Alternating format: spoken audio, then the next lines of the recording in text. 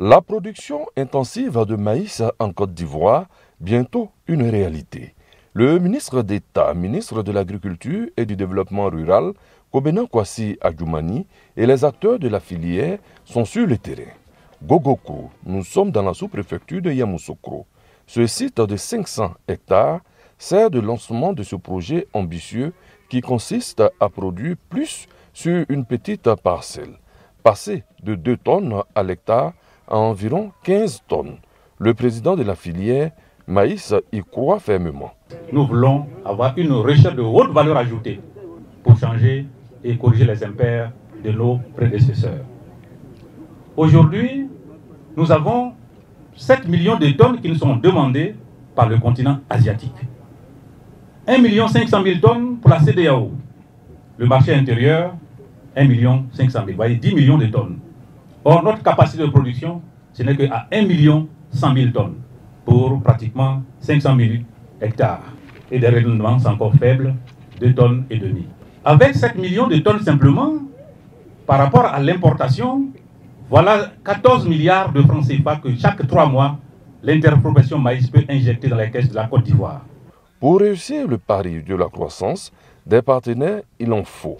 En la matière, Gomale Group, avec l'appui de banquiers et d'industriels, fait figure de bon office. Un pick-up, un camion de ramassage et une moto sont remis à Kobena Kwasi Adjoumani pour les mettre à la disposition de la filière maïs en vue d'équiper le site de Gogokro. Nous voulons effectivement vous donner la joie de vivre. La voiture qui arrive, je remets ça au ministre d'État, au ministre de l'Agriculture, pour remettre à M. Nzi, pour qu'il fasse toute la Côte d'Ivoire et que le développement de maïs-culture soit une réalité. Remettre au goût du jour les acquis du passé pour permettre au monde agricole de jouir des fruits de la croissance, tout en offrant un mieux-être à toute cette jeunesse rurale. La vision du gouvernement s'affiche. Nous avons décidé de nous mettre au travail et nous sommes à la phase d'exécution donc de ce projet-là.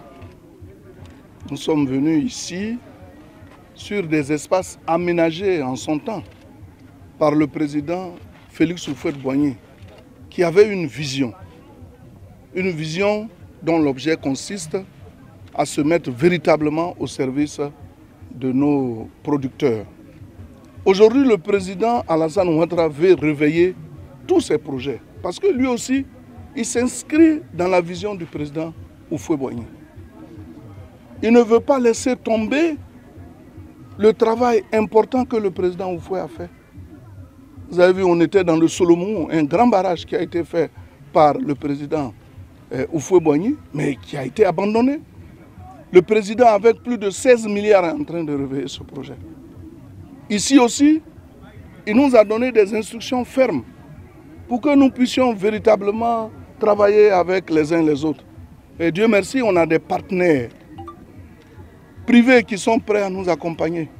À titre de rappel, la Côte d'Ivoire produit 600 000 tonnes de maïs par an.